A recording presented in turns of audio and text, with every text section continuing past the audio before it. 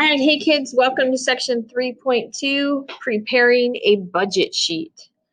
So today we're going to talk about how to use records of past expenditures to prepare a monthly budget sheet.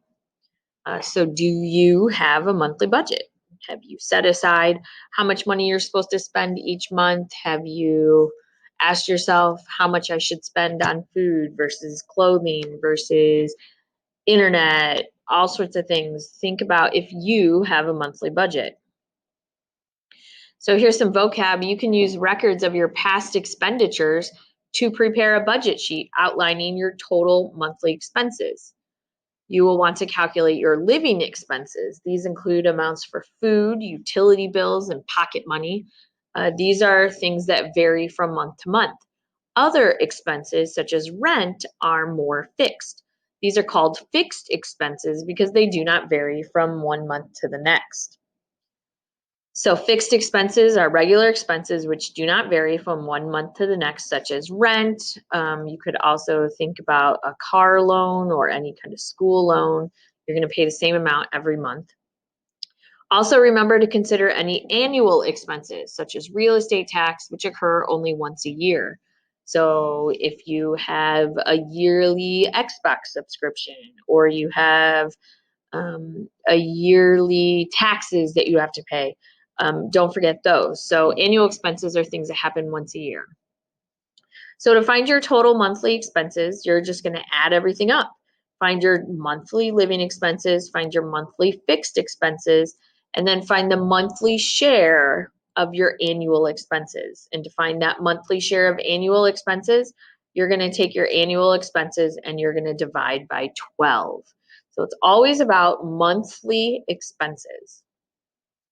So here's a budget sheet. This budget sheet is for Leslie Wang, and it shows monthly living expenses in the left-hand column.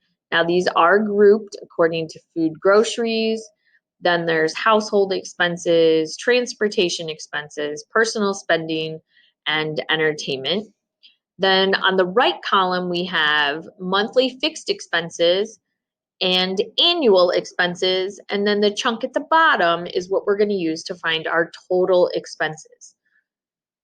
So we're going to use this budget sheet to answer the following questions. So part A, what are Leslie's total monthly living expenses? So Leslie's total monthly living expenses is going to be all of this at the bottom, and we're going to look for the total down here. So what you might want to do is you might want to add the different groups together. So this section right here is $230.65. And then if I add everything up in this column, I get $1,286.30. So that's how much money she is spending on her living expenses. That number could change from month to month depending on all sorts of different variables. So total monthly living expenses is going to be $1,286.30.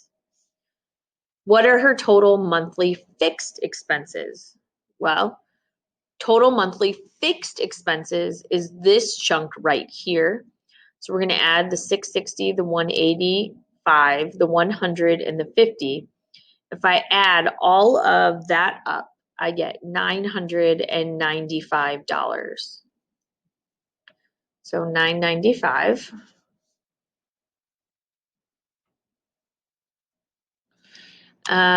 What must Leslie set aside each month for annual expenses? So that means I need to find what the total annual expenses are and then figure out each month how much it would be. So annual expenses are over here in the middle right-hand side.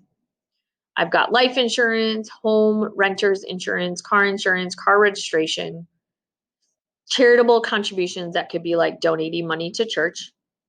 So if I add all of those annual expenses up, I get $2,086.75. Now, to find the monthly share, you're going to divide by 12. So if I take this number here, this $2,086.75, and divide by 12, I get $173.90. So let's put that over here. Our total was $2,086.75. If I divide it by 12, that gives me $173.90.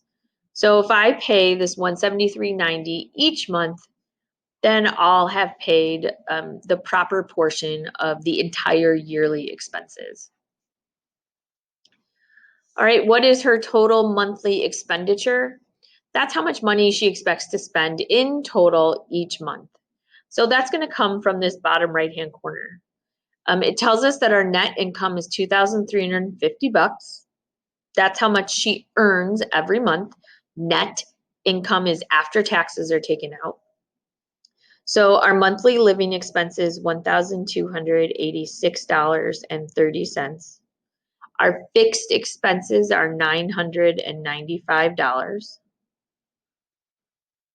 Our annual expenses, $173.90. So our total monthly expenses would be adding all of this up. So if I add those three together, I get $2,455.20. So I'm going to go back to the problem and I'm going to put the $1,286.30, add the fixed expenses of $995, and add the monthly share of the annual expenses, and that's going to give me $2,455.20.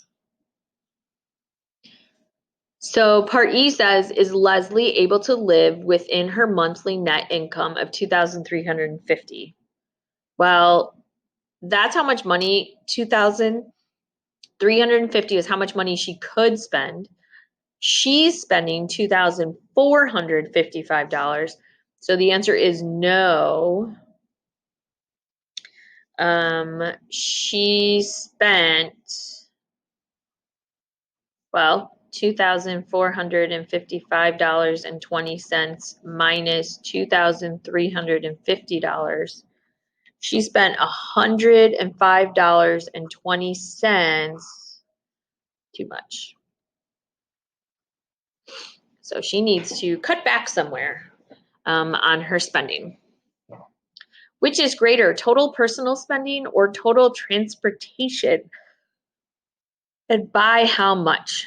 Okay, so if I go back to this table, total personal spending is this chunk right here.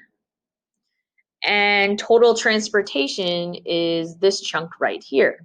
So we have to figure out which chunk is more. Okay, so for personal spending,